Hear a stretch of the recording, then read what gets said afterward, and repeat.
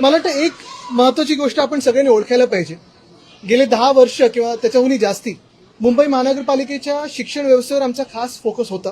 मग आपल्याला आठवत असेल उद्धव साहेबांनी टॅब्स असतील, व्हर्च्युअल क्लासरूम असतील, डिजिटल क्लासरूम असतील, मग त्यानंतर आम्ही बीएससीचे फ्री बस पास असतील, मग कदाचित एशियातली किंवा जगातली एकमेव महानगरपालिका असेल ज्यांच्या स्वतःच्या शाळेंच्या पूर्ण सिस्टीममध्ये एसएससी सोबत सीबीएसई, आयबी, आयजीसीएसई, आयसीएसई हे सगळे बोर्ड्स आम्ही आणले आणि सगळे शिक्षिका, सगळे हेडमास्टर्स यांना सोबत घेऊन ह्यांच्यासोबत काम करून हे सगळं आम्ही राबवू शकलो.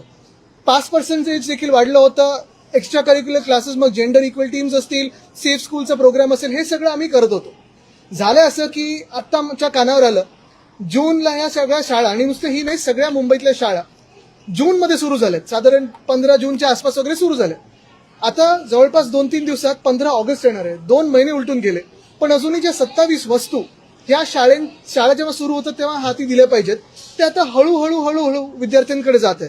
अनेक ठिकाणी युनिफॉर्म गेलेले नाही आहेत, काही ठिकाणी जुने युनिफॉर्म घातले जातात मागच्या वर्षींचे ज्यांच्याकडे आहेत. काही आपण वर्ग बघतोय तिथे म्हणजे नुसतं या शाळेत नाही सगळ्या शाळांमध्ये घरातले कपडे घालून मुलं येतात कारण अजूनही युनिफॉर्म दिले गेले नाहीत. 27 वस्तू जी असतात, स्टेशनरी असतात, छत्र्या असतात, पावसाळा संपल्यानंतर छत्र्या हाती जाणार त्यांच्या. आणि हे सगळं झालेलं आहे कारण आपल्याला आठवत असेल फेब्रुवारी-मार्चमध्ये जे काही प्रथा होती ती बदलून भाजपचे जे शहराचे अध्यक्ष आहेत त्यांनी सांगितलं इथून घ्या तिथून घ्या. ह्याच्यात कुठेतरी अनियमितता झालेली आहे, मोठा घोळ झालेला आहे. घोटाळा हा येईलच पण घोळ तर झालेला आहे. आणि ह्याच सगळ्या निर्णयामुळे आणि ह्याच भाजपच्या निर्णयामुळे आज शाळेतली मुलं 27 वस्तूंपासून वंचित राहिलेली आहेत. आत्ता हळूहळू आपण पाहतोय वर्गांमध्ये 2 महिन्यानंतर या वस्तू जायला लागलेत, युनिफॉर्म असतील किंवा इतर वस्तू असतील. ह्याच्यात परत मी एकदा सांगतो, प्रशासन किंवा शिक्षिका, शिक्षक, हेडमास्टर यांची कोणाची चूक नाहीये. कोणाला याच्यात बळीचा बकरा बनवता कामा नये. चूक आहे ती फक्त भाजपच्या निर्णयाची आहे आणि ती दुरुस्त व्हावी आणि माफी मागावी भाजपने, ही आमची मागणी आहे. जेएम पोर्टलने जेव्हा प्रस्ताव आला होता ते म्हटले होते की शाळा सुरू होताच आम्ही सर्व वस्तू दिल्या जातील असं त्यांनी सांगितलं होतं. पण आता 2 महिने झालेत.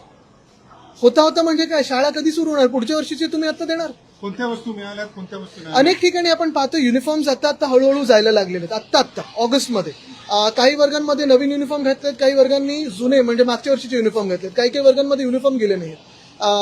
स्टेशनरी आहे, काही वर्गांमध्ये गेले, काही वर्गांमध्ये नाही गेले. आणि हे मुंबईभर आम्ही पाहतोय, अनेक वेगळ्या शाळांमध्ये आम्ही पाहतो. तुम्ही आता मुख्यमंत्र्यांची भेट, मुख्याध्यापकाची भेटला, काय त्यांचं म्हणणं आहे की काय होईल? ते ज्या म्हणाले ते मी इथे सांगणार नाही कारण मला त्यांना राजकारणात खेचायचं नाहीये.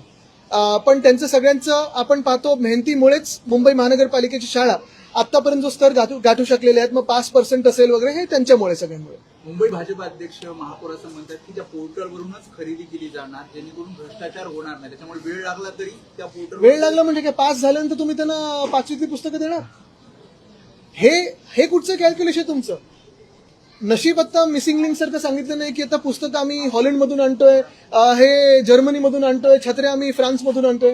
नशीब तेवढं तरी खोटं बोललं नाहीये. पण एवढं तर सगळ्यांना दिसतंय, स्वच्छपणे दिसतंय की अजूनही वर्गांमध्ये ज्या गोष्टी जायला पाहिजेत त्या गेलेल्या नाहीयेत. आदित्यजी, राज्यातल्या देखील शाळांची परिस्थिती काही फारशी ठीक नाहीये. अभिजित दिसते यांच्या माध्यमातून आता 15 ऑगस्ट पासून राज्यातल्या देखील ज्या प्राथमिक शाळा याचा दर्जा सुधारावा यासाठी नवं आंदोलन नक्कीच. आणि आपल्याला परवाच आपल्याच माध्यमातून ते व्हिज्युअल पाहिलं, कर्जत इथे त्या लहान मुलींनी स्वतः सोशल मीडियावर येऊन त्यांनी ती कंप्लेंट केली होती. मग आपण तो विषय घेतला. आता थोडं रागडुसीचं काम सुरू झालं. आणि जर मुंबईत हे हाल असतील की विद्यार्थ्यांना अजून गणवेश गेले नसतील, विद्यार्थ्यांना स्टेशनरी गेले नसतील आपल्या राज्याच्या राजधानीमध्ये, तर इतर ठिकाणी काय अपेक्षित आपण पकडायचं? आणि म्हणून अजून एक तुम्हाला सांगतो, काल माझी जी नगरसेवकांबरोबर बैठक झाली त्यांना ओपन स्पेसबद्दल सांगितलंच आहे. पण अनेक ठिकाणी शाळांचे प्लॉट त्यांचे रिझर्वेशन बदलले गेलेत, शाळा प्रायव्हेटायझेशनच्या हाती दिलेल्या आहेत. अनेक ठिकाणी आपण पाहतोय असेच गणवेश वगैरे दिले नाहीयेत. सगळ्यांना मी सांगितलेलं आहे की आपण कोणाचाही वॉर्ड असो, प्रत्येक शाळेत जाऊन तिकडच्या प्रिन्सिपलशी संवाद साधावा आणि काय तिथे कमी आहे तिथे पूर्तता करावी. कारण आमचं सरकार असताना आम्ही ते करायचो.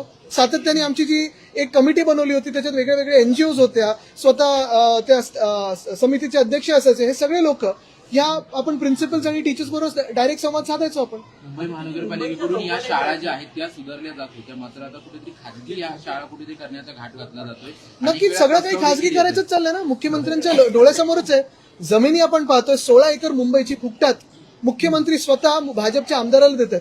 फुटबॉलचा ग्राउंड. आता दुसरे एक बँड्रामधलं म्हणजे मला कळत नाही, बँड्रामधले लोकप्रतिनिधींना 1-2 नगरसेवक आणि खासदार सोडले तर जे मुख्य लोकप्रतिनिधी आहेत त्यांना का वाटत नाही की तिकडच्या मोकळ्या जागा वाचाव्या. आता आज रेक्लेमेशनचं पण मला वाटतं तिकडचं ओपन स्पेस चाललंय कोणाच्या तरी हाती. कोकण न्यूज डिजिटलला आत्ताच लाईक, शेअर आणि सबस्क्राईब करा. बेल आयकॉन दाबून सर्व अपडेट्स सर्वप्रथम मिळवा.